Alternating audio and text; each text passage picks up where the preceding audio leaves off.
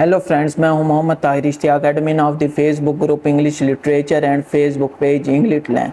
सो guys, आज की video में हम जिस टॉपिक को डिस्कस करने वाले हैं वो है करैक्टरिस्टिक्स या features of Elizabethan poetry. So let ना करते हुए अपनी वीडियो को स्टार्ट करते हैं। फ्रेंड्स, एलिजाबेथन पोइट्री का जो फर्स्ट फीचर या करैक्टरिस्टिक है वो है सोनेट फॉर्म। अब सोनेट पोइट्री की वो टाइप होती है जिसमें एक पोइम होती है जो 14 लाइंस पर मुश्तमिल होती है।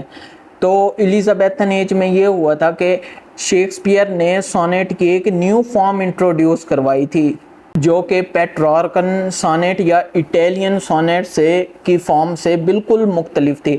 अब जो शेक्सपियरियन सोनेट जिसे हम एलिजाबेथन सोनेट या इंग्लिश सोनेट भी कहते हैं, तो इसकी फॉर्म ये होती है कि इसमें 14 लाइंस होती हैं जिनकी rhyme scheme A B C D E F G G होती है।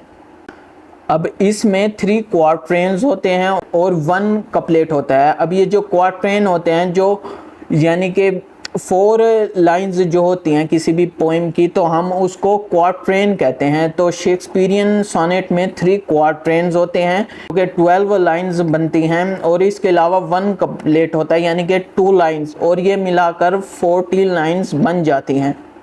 अब जबकि पेट्रार्कन या इटालियन सोनेट जो होता था उसमें ये होता था कि होती उसकी भी 14 लाइंस थी, लेकिन जो उनकी राइम स्कीम होती थी वो ये होती थी A B B A C D E, और इसमें 3 क्वार्ट्रेन्स और 1 कपलेट नहीं होता था बल्कि ऑक्टेव और सेस्टेट होते थे। यानी कि जो सोनेट की 8 लाइंस होती हैं पेट्रार्कन सोनेट में, उन्हें हम ऑक्टेव कहते हैं, और जो लास्ट 6 लाइंस होती हैं उन्हें हम सेस्टेट कहते हैं। तो पेट्रार्कन सोनेट में ये होता है कि जो फर्स्ट 8 लाइंस या ऑक्टेव होती हैं उनमें एक मसला उठाया जाता है और बाकी की 6 लाइंस में उस मसले का जवाब दिया जाता है, या उस जो भी आर्गुमेंट या क्वेश्चन जो उठाया जाता है पहली 8 लाइंस में उनका जवाब दिया जाता है। और ये जो पेट्रार्कन सोनेट में 8 लाइंस होती हैं, इसके बाद एक टर्निंग पॉइंट आता है जिसको हम वोल्टा कहते हैं, और उसके बाद जो बाकी की 6 लाइंस बची होती हैं उसमें उस आर्गुमेंट या क्वेश्चन का जवाब दिया जाता है जो कि पहली 8 लाइंस में आर्गुमेंट उठाया जाता है। जबकि शेक्सपियरियन सोनेट में ये होता है कि आखिरी 2 लाइंस में ही उस आर्गुमेंट या क्वेश्चन का जवाब दिया जाता है। तो फ्रेंड्स, अब जो सेकंड फीचर है एलिजाबेथन पोइट्री का, तो वो है उसका स्टाइल।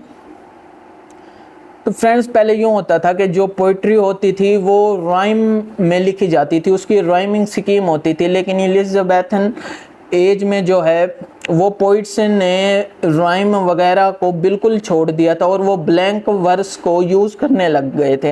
अब ये जो ब्लैंक वर्स होती है ये अनराइम्ड वर्स होती है, इसकी कोई राइम स्कीम नहीं होती।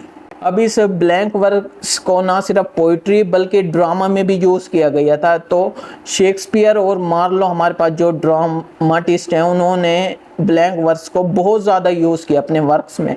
और फ्रेंड्स, एलिजाबेथन एज की जो पोइट्री है वो अपनी बीविचिंग लिरिक्स की वजह से बहुत ज़्यादा मशहूर है, जो कि सर फिलिप सिडनी की एस्ट्रोफेल एंड स्टेला और शेक्सपियर की पोइम्स वेनिस एंड यूडोनिस वगैरह में देखी जा सकती है। फ्रेंड्स, इसके साथ ही इस एलिजाबेथन एज की पोइट्री की ये भी एक खसूसियत है कि इसमें जो ओल्ड सिंटैक्स वगैरह थी उसका भी इस्तेमाल किया जाता था और ऑब्स्क्योर स्पेलिंग में पोइट्री लिखी जाती थी। यानी कि जैसा कि अगर हम ओल्ड इंग्लिश को देखें तो उसमें टाइम के स्पेलिंग TYME होते थे। तो जो इस दौर के पोइट्स थे उन्होंने उन स्पेलिंग्स वगैरह का भी इस्तेमाल किया है। फ्रेंड्स, अब एलिजाबेथन एज की पोइट्री का जो हमारे पास लास्ट फीचर है तो वो है beginning of the metaphysical poetry. Friends, metaphysical poetry जो होती है वो काफ़ी कॉम्प्लिकेटेड पोइट्री होती है जिसमें जो एक पोइट है वो कंसीट्स वगैरह का इस्तेमाल करता है।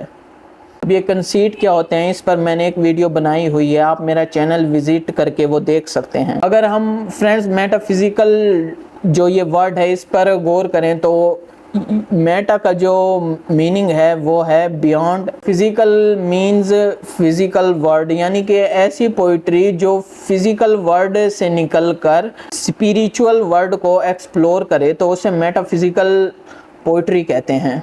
एलिजाबेथन एज के एंड पर मेटाफिजिकल पोइट्री का जो है वो स्टार्ट हो चुका था, और जो मेटाफिजिकल पोइट्री के लीडर थे तो वो जॉन डन थे, और इसके साथ उनके फॉलोवर्स भी थे जैसे कि Henry Vaughan, George Herbert, Richard Crashaw and Andrew Marvell. So friends, इसी के साथ हमारा आज का टॉपिक भी एंड होता है। अगर आपको मेरी इस वीडियो से कुछ नया सीखने को मिला है तो मेरी इस वीडियो को लाइक करें, अपने फ्रेंड्स के साथ शेयर करें और मेरे चैनल को सब्सक्राइब करें। Thanks and good bye.